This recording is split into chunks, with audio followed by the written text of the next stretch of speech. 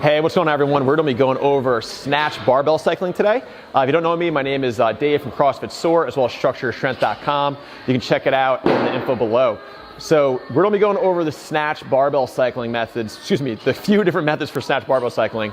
Just because we see people do a lot of strange things, and if you're doing the CrossFit Open, most likely you're going to have to learn how to cycle, and snatches are a great way to kind of get that rhythm going, and then you can apply it to cleans as well. So snatches, we end up with the bar overhead. And then the thing we want to work on is how do we actually bring this down while keeping our body loaded to be able to touch and go. Now, what we normally see is this. People are up top. We see this one. This kind of funky lowering of the bar. The other one we also see is the swing forward, bam, into our quads and hips, and then we lower down. We want to learn how to flow with the barbell. So Olympic weightlifting is the art of controlling an external object.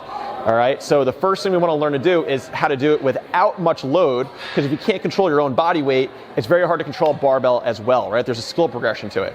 So it's going to look like a wave a little bit, right? So let's pretend I did a snatch. I come up, I'm going to do a power snatch. Bam, I hit. I'm underneath, I stand tall. Now, in order to keep this bar path close to me, I'm going to come back just a little bit. Elbows will bend the whole time the bar is weightless. I load, come down, hit it again. So it's this little wave that happens. What we see most people mess up in this is during this kind of wave back, where they go to lower it when it's heavy, they don't do a good job bracing. So a way that you can practice this to kind of build on it is take a lightweight PVC pipe of bar, come back, learn how to load and control the bar right here. So you want to brace really hard as this bar is coming down. So here I am overhead. Maybe I have to breathe in, load, bring it back up, load. And then we can start bringing that to load down. So we want to make sure we're loaded so that we're kind of like a spring, we're protected as soon as that bar hits down by our hips. If we're relaxed, we'll see this one.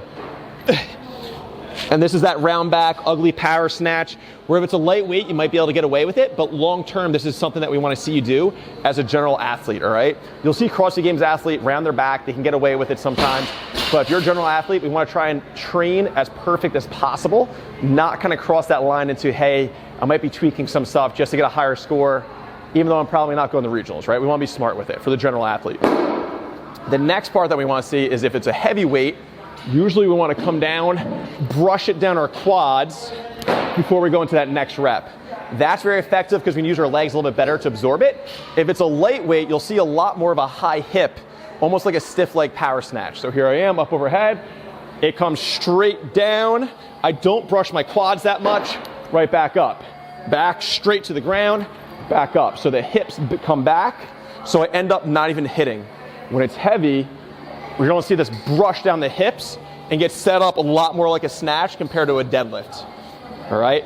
So practice it with a PVC pipe. Start by just learning how to absorb and get tight at the hips. Come down, absorb, and move up and wait. Move up and wait. Let's work on that cycling because you know it's going to come up.